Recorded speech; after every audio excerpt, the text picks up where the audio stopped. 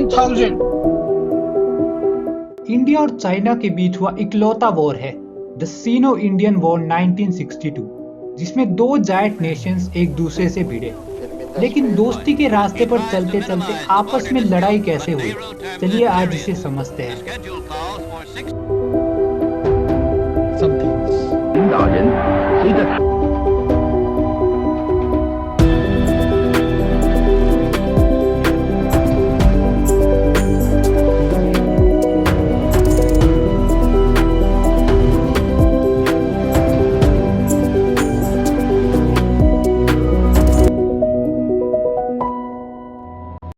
साल 1949 में Chinese revolution के बाद चाइनीज कम्युनिस्ट पार्टी के लीडर माओ जेडोंग ने पीपल्स रिपब्लिक ऑफ चाइना की स्थापना की। एक न्यूली क्रिएटेड चाइना की तरफ इंडिया ने दोस्ती का हाथ बढ़ाया और इंडिया चाइना रिलेशंस को मजबूत बनाने की कोशिश की। In fact India one of the first countries थी जिसने चाइना रिपब्लिक को रिकॉग्नाइज किया था। 1950 में चाइना ने तिब्बत पर इन्वेजन करके इस पर अपना कब्जा किया। इंडिया ने भी तिब्बत पर चाइनीज सोवर्निटी को एक्सेप्ट कर लिया। 1954 में इंडिया और चाइना ने तिब्बत रीजन में ट्रेड करने के सिलसिले में एक ट्रीटी साइन की, जिसे पंचशील का नाम दिया गया। इसमें बेसिकली 5 प्रिंसिपल्स थे जिन्हें दोनों देश मानने के लिए तैयार हुए। इंडिया ने चाइना के सामने एक फ्रंटियर मैप भी प्रेजेंट किया और चाइना ने इसे एक्सेप्ट कर लिया था। लेकिन इसके बावजूद भी चाइना ने जो ऑफिशियल मैप्स पब्लिश किए उसमें 1,20,000 किलोमीटर स्क्वायर इंडियन एरिया को चाइनीज एरिया बताया गया। अभी तक तो सब ठीक था और दोनों देशों के रिलेशन सही थे, लेकिन 1956 से दोनों देशों के बीच स्टार्ट हुए बॉर्डर डिस्प्यूट्स। दरअसल 1956 में चाइना ने तिब्बत के वेस्ट में लोकेटेड अक्साई चीन रीजन में मिलिट्री हाईवे बनाना शुरू किया। ये रीजन कश्मीर का एक पोर्शन है और सी लेवल से 17,000 फीट की ऊंचाई पर है। ये लंबे समय से एक आइसोलेटेड और रिमोट एरिया था, लेकिन चाइना अब इसे तिब्बत से कनेक्ट करने के लिए यहाँ रोड बनाने लगा था।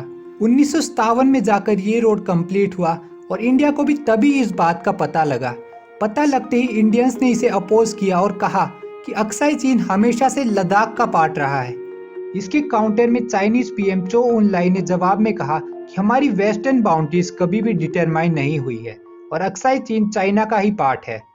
अब यहाँ 2 टाइप की लाइंस थी जो चाइना और इंडिया को डिवाइड करती थी। पहली मैकडोनल्ड लाइन, जो कि अक्साई चीन के डिस्प्यूटेड एरिया को डिवाइड करती थी।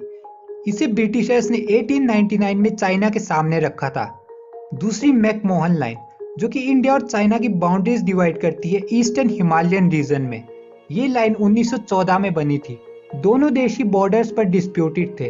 अक्साई चीन के अलावा सेकेंड डिस्प्यूटेड एरिया था नॉर्थ ईस्ट फ्रंटियर एरिया, यानी कि प्रेजेंट का अरुणाचल प्रदेश। चाइना इस पूरे के पूरे एरिया को भी क्लेम कर रहा था। अब इन्हीं डिस्प्यूट्स के बीच मार्च 1959 में तिब्बत में अपराइजिंग शुरू हुई। दरअसल चाइनीज मिलिट्री जनरल ने तिब्बत के उस समय के दलाई लामा तेंजिन ग्यात्सो को 10 मार्च 1959 को एक डांस परफॉर्मेंस देखने बुलाया, लेकिन उन्होंने एक अटपटी सी शर्त रखी। सबसे पहले उन्होंने कहा कि वो दलाई लामा की सिक्योरिटी खुद हैंडल करेंगे और फिर वो कहने लगे कि दलाई जब परफॉर्मेंस देखने आए तो बिल्कुल सीक्रेटली आए और बॉडीगार्ड्स लेकर ना आए।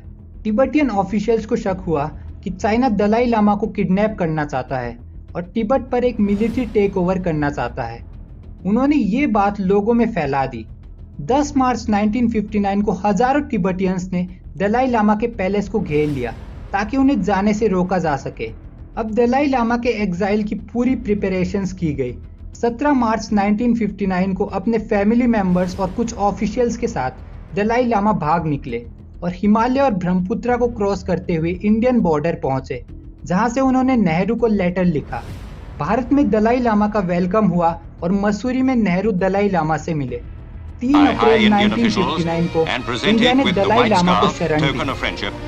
वहीं दूसरी ओर तिब्बत में हुई अपराइजिंग को चाइनीज मिलिट्री ने फोर्सफुली दबाया और 23 मार्च 1959 को तिब्बतियन गवर्नमेंट को डिसॉल्व कर दिया। जब चाइना को इस बात का पता चला कि दलाई लामा भाग चुके हैं और भारत ने उन्हें शरण दी है, तो वो बहुत गुस्सा हो गए।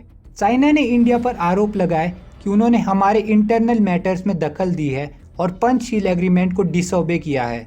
दोनों के बीच कंडीशंस और ज़्यादा बिगड़ी। 1960 में इन डिस्प्यूट्स को ख़त्म करने की ट्राई की गई। चो उन लाइन ने नेहरू को सजेस्ट किया कि इंडिया अक्साई चीन से अपने क्लेम्स वापस ले और बदले में चाइना भी north east front line border से अपने क्लेम्स वापस ले लेगा।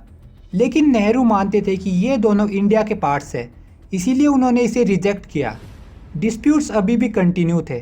1961 में चाइना मैकमोहन लाइन में पेट्रोलिंग करने लगा और बार बार इंडियन टेरिटरीज में एंटर करने लगा। इसके रिस्पॉन्स में इंडिया ने फॉरवर्ड पॉलिसी लॉन्च की, जिसमें कि वो उन जगहों पर मिलिट्री बेसिस एस्टेब्लिश करेगा जहां चाइनीज ट्रूप्स इंडियन टेरिटरी में एंटर कर रही है, ताकि उन्हें वहां से भगा सके। चाइना पहले तो अपनी पोजीशन से पीछे हटने लगा, लेकिन फिर उन्होंने भी और ज़्यादा बेसिस सेटअप किए ताकि इंडियन ट्रूप्स को काउंटर किया जा सके। यहाँ तक दोनों के बीच कोई फायरिंग या लड़ाई नहीं हुई थी, लेकिन इसके बाद दोनों में लड़ाई होने लगी। जून 1962 में इंडिया ने नमकाचू रिवर में चेडोंग नाम की लोकेशन पर ढोला पोस्ट सेटअप किया, लेकिन चाइना ने सितंबर में इस पर थालगा रिज से अटैक किया और वहां कब्जा किया। नेहरू ने अब आर्मी को फायरिंग राइट दिए और इंडियन आर्मी ने थालगा रिज ऑक्यूपाई करने का प्लान बनाया। लेफ्टिनेंट जनरल कोल ने पहले युमसो ला को कैप्चर करने का सोचा, जो कि स्ट्रेटेजिकली इम्पोर्टेंट था।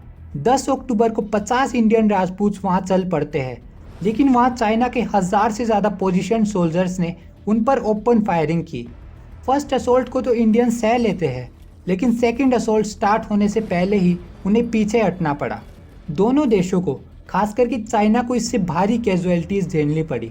अभी तक इंडिया तो यही सोच रहा था कि वो चाइना पर प्रेशर डालकर उनसे विड्रॉ करवा लेगा, लेकिन इस काउंटर अटैक के बाद इंडिया समझ गया कि चाइना कुछ बड़ा करने वाला है।